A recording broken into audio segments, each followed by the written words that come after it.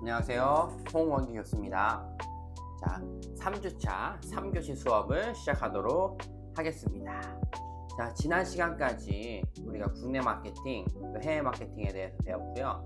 또 특별히 또 국내 마케팅, 해외 마케팅에 대한 정의, 또 차이점, 또 국내 마케팅에 대한 성공 사례, 또 해외 마케팅에 대한 성공 사례까지 저희가 배웠습니다. 자, 이 부분들 잘 기억해 주시고요. 이번 3교시 때는 저희 주교재로 사용하고 있는 이 마케팅 불변의 법칙, 지난 시간에는 1, 2장을 저희가 살펴봤고요. 지금은 3, 4장에 대한 부분들을 나누도록 하겠습니다. 기억의 법칙, 그리고 인식의 법칙, 이렇게 나누도록 하겠습니다. 혹시라도 제가 염려돼서 하는 부분들인데, 혹시 책을 구입하지 않으신 분이 있으시면 꼭 구입을 하셔서 같이 책을 읽으시면 좋을 것 같고요. 이렇게 기억의 법칙 같은 경우는 책을 따졌을 때는 한 3장 정도밖에 되지 않아요. 기억의 법칙 3장, 인식의 법칙, 한 5, 6장 요 정도 분량밖에 안 되거든요. 진짜 너무 짧은 분량들을 함께 나누고 하는 부분들이니까 여러분들 꼭 시간을 내셔서 책을 한번 읽어보시고, 그 다음에 또 좋은 점이, 지금 저희가 온라인 수업이긴 하지만 이 책을 함께 이 2챕터씩 읽으면 거의 이제 학기 끝날 때쯤 되면 이 책을 다 읽게 되거든요. 다 읽게 되기 때문에 여러분, 한 학기 됐을 때 또 책을 한 권 읽었다라고 하는 또 성취감도 느낄 수 있기 때문에 여러분들 꼭 책을 구입하셔서 함께 읽으면서 이 수업을 진행하면 너무 좋겠습니다. 자, 그래서 오늘은 3장, 4장에 대해서 좀 나눌 텐데요. 이 3장, 4장을 읽고 여러분들 기억 속에 남은 부분들이 있다면 이 시간 잠깐 일시정지를 누르시고 좀 이렇게 옆에 쓰셨으면 좋겠습니다. 나는 기억의 법칙에서 뭐가 남어, 인식의 법칙에서는 뭐가 남는데 이런 부분들이 인상 깊었어 라고 하는 부분들을 한번 메모해 두시고, 잠깐 이 강의를 일시정지 눌러주시고 퍼즈 하신 다음에 저랑 함께 수업을 들어주셨으면 너무 좋겠습니다. 잠깐 시간을 드릴 테니까 한번 적어보세요. 다 적으셨죠? 자, 일시정지 하시고 적으셨고 이제 본격적으로 수업을 나가도록 하겠습니다. 첫 번째 법칙은 바로 기억의 법칙입니다. 자, 3장 기억의 법칙. 기억의 법칙의 메인 내용이 뭐냐면, 시장에서 최초가 되기보다 어디에서 기억 속에서 최초가 되어라. 시장에서 내가 아무리 먼저 출시했다 하더라도 소비자들에게 이게 1등이야, 이게 최초야 라고 인식되지 않으면 의미가 없다라고 하는 부분들입니다. 자, 이 부분도 굉장히 중요한 부분인데 한번 이렇게 온라인이긴 하지만 함께 같이 읽으면 너무 좋을 것 같아요. 마케팅이 제품의 전쟁이 아니라 인식의 전쟁이라면 소비자의 기억은 당연히 시장보다 우선시 되어야 한다.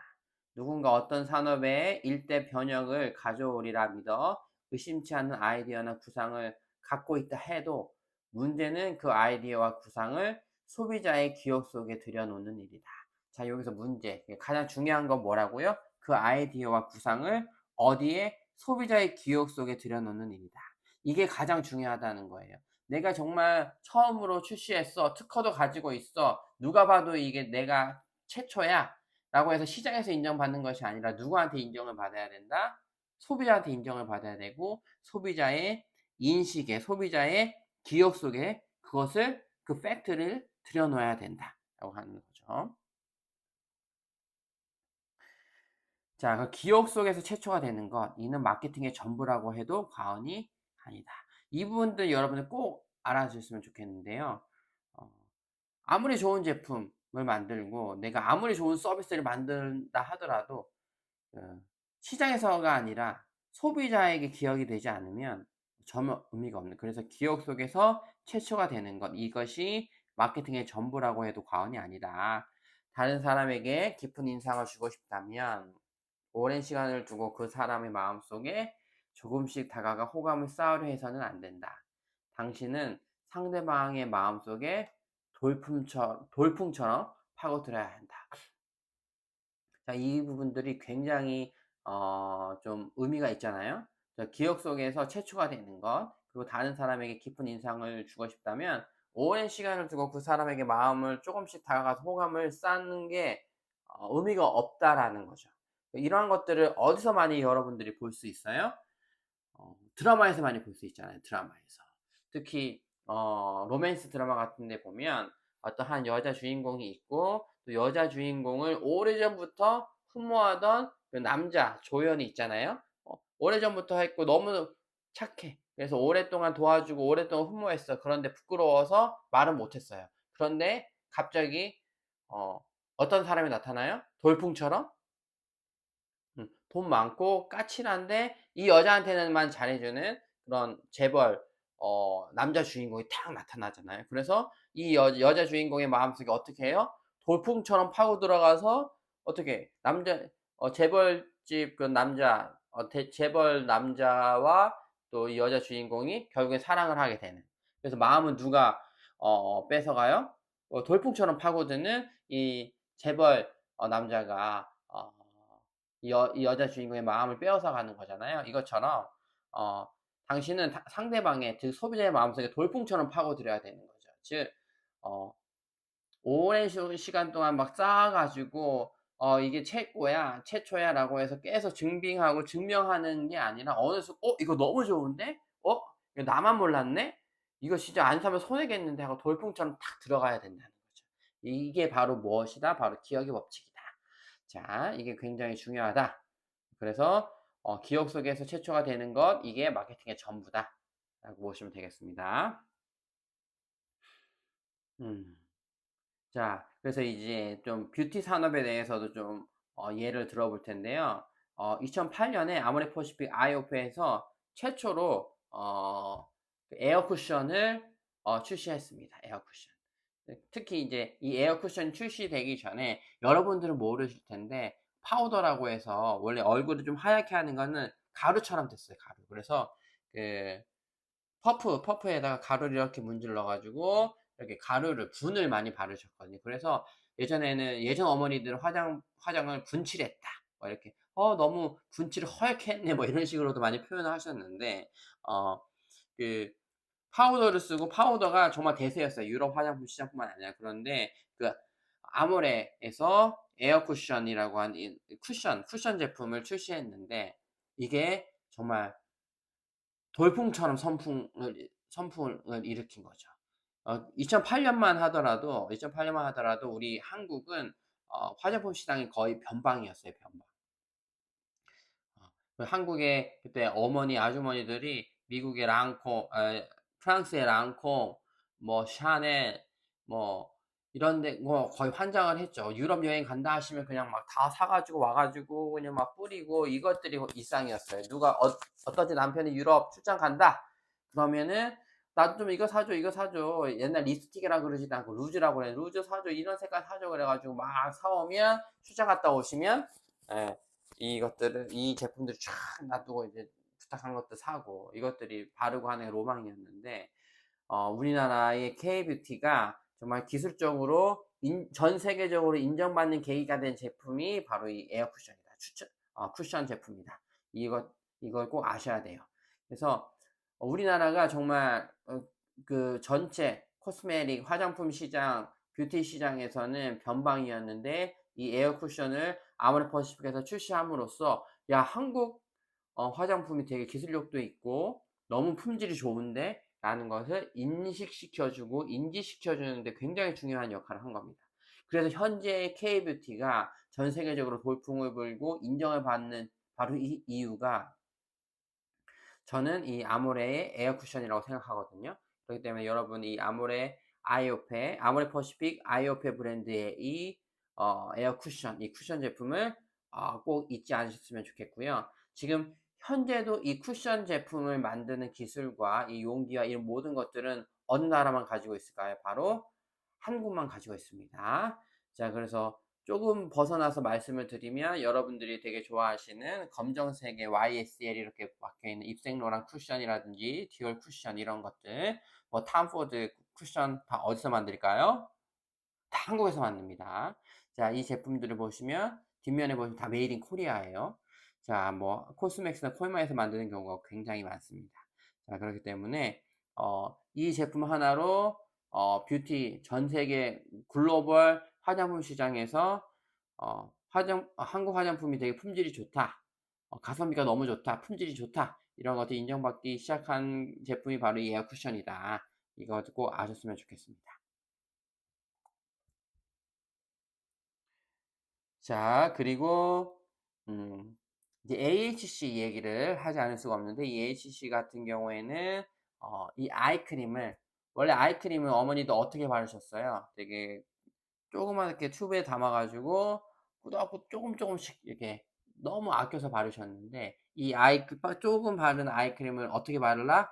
전체적으로 얼굴에 바라라. 그래서 아이크림 for face라고 하는 개념으로 아이크림을 전체 얼굴에 바르는 그런 컨셉으로 나아갔죠. 그래서 어 정말 아이크림인데 꾸덕한 아이크림을 온 얼굴 전체에 바를 수 있는 가성비와 또 품질력이 좋은 아이크림, 그리고 스킨케어 브랜드, 이 컨셉으로 대중한테 사랑받고 미국 골드만삭스에 팔렸다가 현재 유니레버에 팔린 브랜드가 바로 이 AHC입니다. 또 이 AHC를 만든 브랜드가 AHC 아이크림 for face라고 하는 바로 이 제품이다 라고 보시면 되겠습니다. 그래서 뭐 가성비 측면이라든지 또 이 아이크림을 얼굴 전체에 바꾸는 그런 생각의 전환 요러한 부분에 있어서 되게 좀 특별하고 여러분들도 아시면 좋을 것 같은 그런 브랜드와 제품이어서 여러분들을 소개를 시켜 드렸고요. 또 지금의 K뷰티를 만든 아모레퍼시픽의 아이오페 쿠션, 이 제품도 여러분들께서 꼭 기억하셨으면 좋겠습니다. 자, 그래서 인제 3 장까지 인제 좀 알아봤고요. 이제는 4장 인식의 법칙을 알아볼 텐데요. 서두에 좀 먼저 말씀을 드리면 인식의 법칙 이 측에서 제가 가장 중요한 것 같습니다. 이 마케팅 불변의 법칙이 총 몇 장으로 구성이 되어 있냐면 어 22 법칙이거든요. 22 개의 법칙 중에 제가 생각하는 가장 중요한 법칙은 바로 이 인식의 법칙입니다. 이 인식의 법칙. 그래서 이 인식의 법칙을 꼭 내용을 읽어주셨으면 좋겠고요. 저도 인식을 좀 많이 강조하겠지만 이 인식의 법칙을 여러분들도 책으로 꼭 읽어주셨으면 좋겠습니다. 자, 인식의 법칙 내용을 한번 같이 살펴볼게요. 자, 인식의 법칙입니다. 마케팅은 제품의 싸움이 아니라 인식의 싸움이다. 마케팅 세상에는 소비자나 소비자의 기억 속에 자리 잡은 인식만이 존재할 뿐이다. 당신이 확신할 수 있는 오직 하나의 현실은 당신의 인식 그 내부에 있다. 바깥 세상에는 분명히 바다, 강, 도시, 마을, 나무, 집들이 존재한다. 그러나 우리의 인식을 통하지 않는 한 우리가 이런 것들을 알아볼 방법은 없다. 마케팅은 바로 이런 인식을 다루는 기술이다. 라고 보시면 되겠습니다. 이 책에서 얘기하는 내용이 뭐냐면 정말 지중해에 물이 파랗고 하얀 막 그 지중해 풍의 그런 아름다운 바다, 그리고 마을, 집이 있다고 생각을 해 볼게요. 그런데 제가 이 집을 한 번도 본 적도 없고 인식한 적이 없어요. 그러면 이 집이 너무 아름다움에도 불구하고 저는 그 집을 아름답다라고, 세계에서 가장 아름답고 좋은 집을 생각할까요, 안 할까요? 생각할 수가 없죠.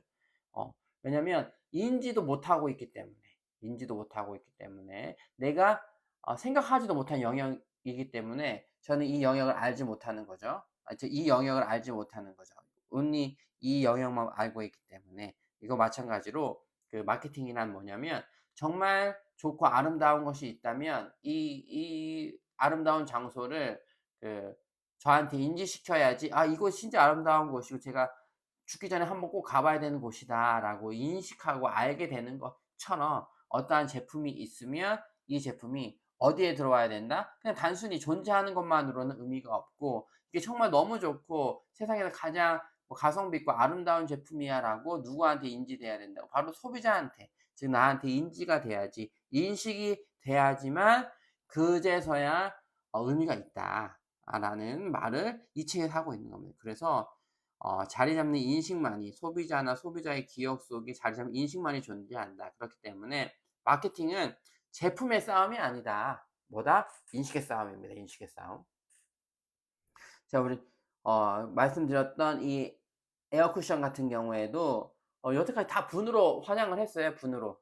그런데 어 분으로 화장을 했는데 이 에어 쿠션의 제품이 있었어요. 그럼 이 에어 쿠션 제품이 그냥 한국에서만 있거나 혹은 뭐 어떠한 뭐 한국에 있던 어떤 브랜드로 나타났다가 끝났으면 지금 전 세계적으로 퍼지지 않았을 거예요. 그런데 이 에어 쿠션이라는 제품이 한국에서 인기를 얻게 되고 이 제품이 유럽, 미국에서도 획기적인 어 '획기적이다. 이게 정말 화장하는데 너무 편하다. 너무 좋다.'라고 인식이 되고 이것들이 널리 퍼지면서 이제 화장은 파우더가 아니라 아예 쿠션, 에어 쿠션, 즉 고체화된 스펀지가 액체를 머금고 있는 이 쿠션을 통해서 인제 화장을 하는 걸로 거의 정석이 됐죠. 그것처럼 어 어떠한 제품이 존재하는 것만으로는 의미가 없고 소비자의 인식에 들어와야 되고 이 제품이 한국 소비자뿐만 아니라 전 세계에 소비 전 세계 소비자의 인식이 된다면 정말 글로벌하게 히트가 될 수 있다라는 것들을 이 책에서 얘기하고 있는 겁니다. 그리고 인식이 너무 중요하다. 자, 그래서 마케팅은 제품의 싸움이 아니라 뭐의 싸움이다? 바로 인식의 싸움입니다. 그리고 마케팅은 그런 인식을 다루는 일련의 과정입니다. 그래서 정말 좋은 제품을 만들려고 하는 것도 중요하지만 그것보다 더 중요한 건 뭐다? 좋은 제품이라고 하는 것을 누가 알게 해야 된다? 바로 소비자가 알게 해야 된다. 이런 부분들이 너무나 중요합니다. 사람들은 자신의 인식을 활용하지 않고 다른 사람이 현실을 인식한 내용을 기반으로 구매를 결정합니다. 이게 바로 모르는 사람이 없는 원칙이라는 겁니다. 자, 그래서 사람들은 자신의 인식을 활용하지 않고 다른 사람이 현실을 인식한 내용을 기반으로 구매를 결정합니다. 그래서 지금 유용하게 쓰이고 있는 툴이 뭐예요? 바로 리뷰, 후기죠, 후기. 소비자 사용 후기. 나는 아직 그 제품을 사용하지 않았지만 그 제품을 사용한 소비자가 야, 이거 사용했더니 너무 좋아. 이거 진짜 최고야. 가성비 짱이야. 이렇게 후기를 남겨주면 그 인식을 나의 인식으로 받아들여서 그 제품을 구매하게 된다는 거죠. 그렇기 때문에 이게 너무나 중요하다. 그래서 제품은 마케팅은 제품의 싸움이 아니라 인식의 싸움이라는 내용을 꼭 아셨으면 좋겠습니다. 자, 그러나 소비자의 마음을 바꾸는 일은 완전히 별개의 문제다. 소비자의 마음을 바꾸는 일은 대단히 어렵습니다. 어떤 제품 영역이든 약간의 경험만 있어도 소비자는 자신이 옳다고 생각합니다. 다른 사람들이 다 좋다고 해도 내가 막상 썼는데 나한테 뭐 어울리지 않거나 내 피부에 맞지 않아요. 그러면 그 화장품은 안 좋은 화장품이 되는 거죠.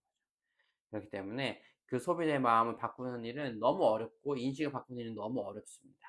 그렇기 때문에 마케팅은 제품의 싸움이 아니라 인식의 싸움이다 라고 보시면 될 것 같아요. 특히 이제 음 휴대폰 같은 부분에서 여러분들이 아실 수 있는지 모르겠지만 어 지금 스마트폰을 만드는 회사가 애플과 삼성이 있지만 지금 가전에서 유명한 LG도 있었거든요. 근데 제품은 스펙이나 뭐 품질은 스마트폰의 품질은 LG가 더 좋았어요, 삼성보다. 그런데 지금 LG는 핸드폰 사업을 어떻게 했어요? 완전히 접었죠. 그건 뭐냐면 어 사람들의 인식이 뭐냐면 휴대폰은 삼성 아니면 애플이라고 하는 인식이 너무 강하게 박혀진 거예요. 그래서 LG에서 아무리 좋고 혁신적인 제품을 내놔도 소비자에게는 메리트를 주지 못했던 거죠.